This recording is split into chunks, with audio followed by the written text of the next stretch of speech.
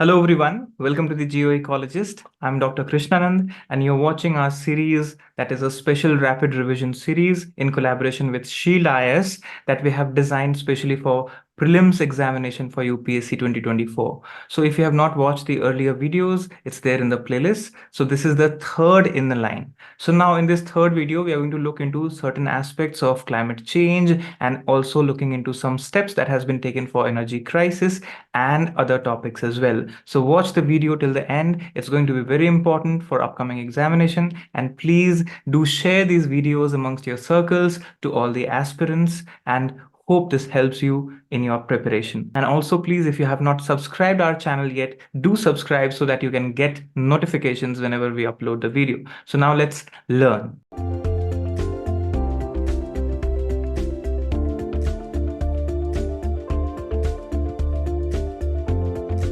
So this video series continues as usual every day at 9 p.m. And if you want to get hold of all the courses that this Shield IS offers, so you can go to the website shieldis.in. The link is given in description as well. And also to download the materials that we are showing here in the video, you can go to our Telegram group. That is the link in description as well. So now let's begin our session today with global stocktake. So what is this global stocktake about and what is it related to? So remember, this is something which is a periodic review mechanism. Now, what is at stake at global level? So remember, climate change is the center here. So in climate change theme under Paris Agreement in 2015, this periodic review mechanism was established. Stocktake takes place every 5 years, right? So this is one thing that you need to know. And here in the flow diagram or in a mind map, you can say things are given. So you can look into this and learn. So mitigation of greenhouse gas emissions, adaptation to impacts of climate change, mobilization of climate finance, and strengthening of international cooperation.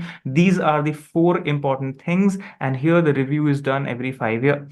Now this is related to Paris Agreement. Coming to key recommendations of the report, if you observe here, so Paris Agreement has galvanized countries into setting goals. That's very important. Then equitable economic transition is very important here. So reducing global greenhouse gas emissions by 43% by 2030 and further 60% by 2035, reaching net zero CO2 emissions by 2050 globally is the target here. Now scaling up renewable energy and halting deforestation, very important. Fragmented adaptation efforts. Now here is something which is very important to look into, that while the world as a whole has committed to scale up the steps to help what? The future impacts of climate change.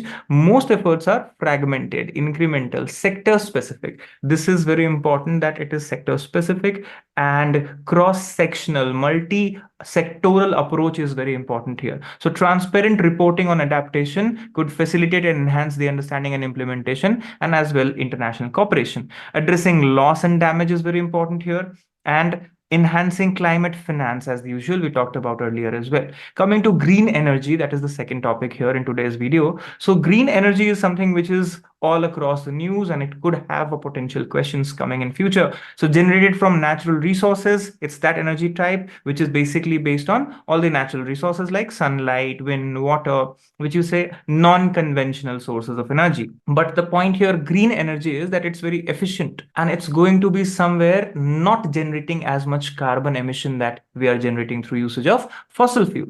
So if you observe here, solar energy, wind power, geothermal energy, biomass, hydroelectric power, these are very important ones which are being talked about. And here what you observe, that resource cannot produce pollution. So green energy is something which is non-polluting, right? This is something which is important. Now, green energy sources are usually naturally replenished. So we don't need to have a reservoir. It's a natural reservoir of ecosystem. It's just that we need to use it judiciously. Now, if you look here, all these are given in points to read. So when you download the material, you can take a quick reading of all these.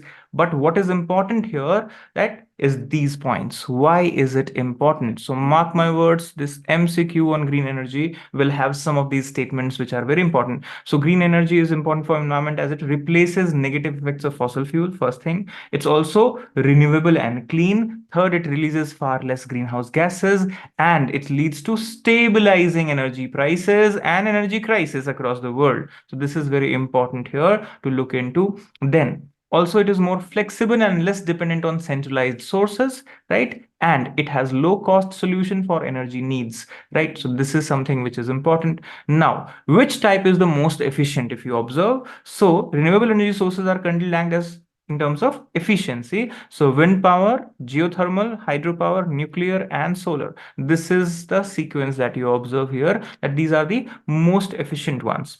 Then looking into green energy versus clean energy versus renewable energy. Now look into this. Green energy is which comes from natural sources such as sun, right? Clean energy are those types which do not release pollutants into the air, and renewable energy which can be constantly replenished or renewed. This is the three thing.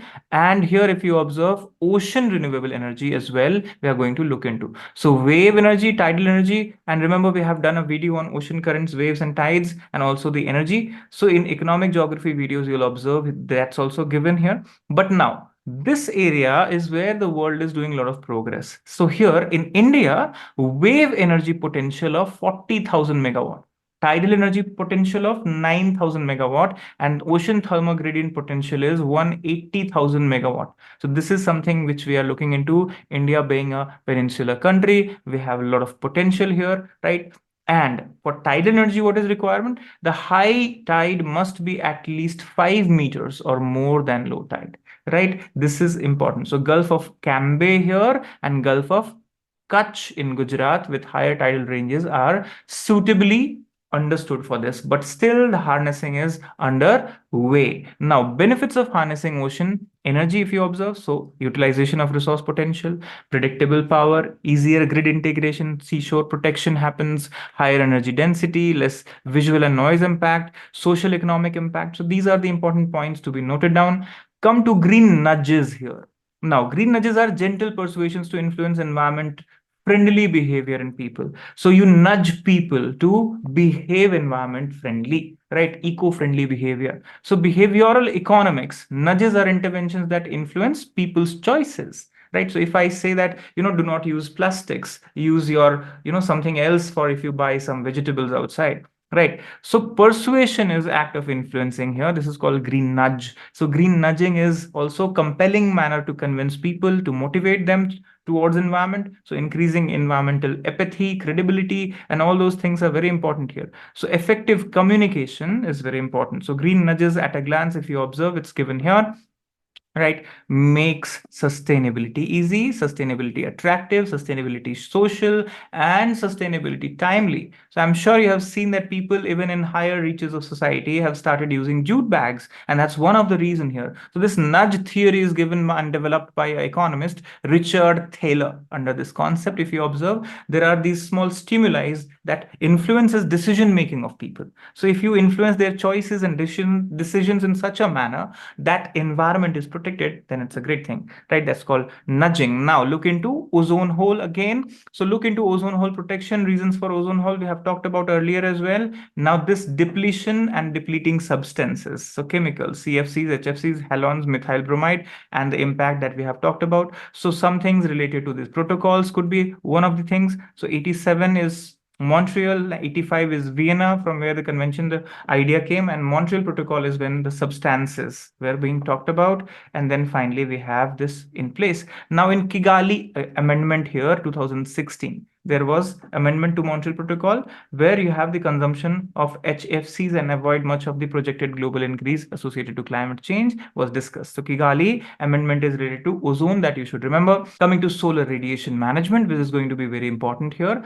So if you observe, solar radiation modification and management are two aspects here. So India has its rain-wise driest August in century, and this was news. So what we talk about? Disrupted weather, we talk about consequence for economy, we talk about climate mitigation. So the question is that, is it related to governance? Of course it is related to government. So how we are going to adapt to this climatic conditions that's changing, right? So there are some things that we talk about. There is something called solar radiation management, SRM, and it's dangerous. To block some of incoming solar radiation to cool Earth's surface is the potential thing that we're trying to do. So using reflectors and things in space.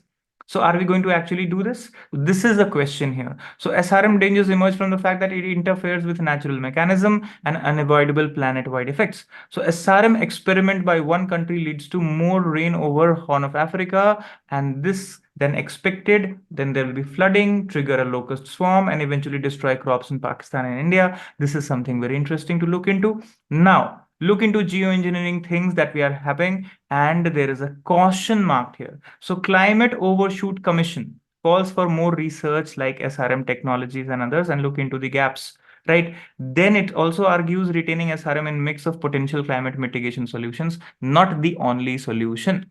Right. And climate change requires quick and decisive action, where only SRM is not just important, it's one of the ways only for smaller means. Coming to COP28 outcomes. Now, here, Conference of Parties 28 held in Dubai. Right. So here, loss and damage L&D fund was created. So loss and damage fund is financial mechanism to address the irreversible consequences of climate change. Right. So let's look into some of the L&D thing here. So COP19 2013 here, establishment of L&D fund, Warsaw. That was a place in Poland where financial and technical assistance was supposed to be given. Then COP25 2019, Santiago Network for L&D was established. And then the vision was basically to look into relevant organizations, bodies, networks, experts, and implement relevant approaches to minimize the losses and damage. Then COP26 in 21. So you have at Glasgow aim to continue discussions on this for next 3 years. COP27, which we had in Egypt. So here transitional committee TC was established, right? Looking into new funding mechanisms, and L&D fund is basically based at World Bank, right? So World Bank will be in the interim host of the fund for a few period of 4 years. Payments are voluntary. It's not involuntary. So it's a voluntary, and certain percentage has been set apart for a category of the countries called least developed LDC countries and small island nations, right? So their losses and damages can be contributed through that. And commitments worth at least 450 million have been made by these countries. Contributors include these countries. So look into European Union, UAE, Germany, USA, and UK, and also Japan here. Now there is something called lead IT. So what is this lead IT, and how there can be a question here? So it aims to actually accelerate transition of challenging sectors such as steel, cement, chemicals, aviation, shipping to low carbon pathways. Right now, here this lead IT is looking towards low carbon pathways. So it was launched by the governments of Sweden and India. Right. So where it was launched at United Nations Climate Action Summit 2019 and is supported by WEC, World Economic Forum, right? So lead IT secretariat is responsible to manage all the leadership things in the group, right? And India is an active participant in this. And we remember we talked about net zero carbon emission by 2050. So key highlights of second phase of lead IT. So you see the mission here. So facilitate creation of policies and regulations, also knowledge sharing networks, accelerated pathways. So these are some important things here. Now, looking into the inter-industry transition partnership. So it aids member in creating inter-industry transition linkages, networking, partnerships, and enabling conditions. So this is important. Now, Global River Cities Alliance, GRCA. Remember, guys, this is VVI, GRCA. So National Mission for Clean Ganga, NMCG, has launched Global River Cities Alliance at COP28 in Dubai, UAE. And here this was discussed. So GRC is an international coalition of cities and countries dedicated to conservation, sustainable management, and protection of river worldwide. India is of course there, and Egypt, Netherlands, Denmark, Ghana, Australia, Bhutan, Cambodia, Japan, and others. So this is what we are looking into. Now, GRC's membership extends to cover 275 plus river cities across the world, across 11 countries, right? So this is where we will be looking into the governments, institutions, cities, financial institutions, and all of them put under together for this joint initiative of Ministry of Jal Shakti. So River Cities Alliance is joint initiative of Ministry of Jal Shakti, right? And the Ministry of Housing and Urban Affairs, MOHUA, right? So three broad themes are networking, capacity building, and of course, technical support, right? So this is important. Now, beginning with 30 member cities in November 21, Alliance has expanded to 110 river cities across India and one international member city from Denmark, right? Now look into further that what do you observe? Mississippi River Cities and Towns Initiative, MRCTI. This was created in 2012, right? Influential voice for Mississippi in USA. And here floodplain issues, river focused recreation, sustainable economy, river culture and history, all there were the part of this particular concern here. Now, this global Stocktake text is a repeat here, so you can also omit here. Let's go to the next topic. So other outcomes at COP28 is the next topic here. So climate finance, if you observe, here is United Nations Conference on Trade and Development, UNCTAD. It estimates wealthy nations owe developing countries US dollar 500 billion in 2025, right? And this is something very important. And new collective quantified goal, NCQG, for climate finance, right? So NCQG was formed by developed countries under Paris Agreement in 2015. The goal is to set a new collective quantified goal before 25. The goal will start from floor US dollar 100 billion per year, right? And this is including US dollar 250 billion for mitigation, 100 billion for adaptation, and 150 for loss and damage, right? This is there. So figure is expected to go to 1.5 trillion by 2030. And this is the global financial architecture, which is going to be very important. That's how it was in news. And global goal on adaptation, GGA, right? So the draft text on GGA was introduced in COP28, and climate induced water scarcity reduction, then climate resilient food and agriculture, food security issue, and then climate related health. So here you see water, food, and health. Three important things here in the draft text, right? So declaration to triple nuclear energy and triple global nuclear energy by 2050. Then you have powering past coal alliance, PPCA, in coalition with different subnational governments, businesses, and organizations. Then energy alternatives creation. Coal transition accelerator is part of it. Coalition for higher ambition multi-level program is important here. And remember, this is CHAMP. This CHAMP is coalition for high ambition multi-level partnership, right? So this is something CHAMP here, and CHAMP commitments basically are related to the cooperation. And remember, the governments have to bring together planning, financing, implementation, monitoring of all climatic strategies. That's very important here. Now, what is here in ecology section as well? IUCN Red List update, right? So IUCN Red List update, if you observe, these are the categories. So EX, EWCR, ENVU, NTLC. I'm sure you have read it.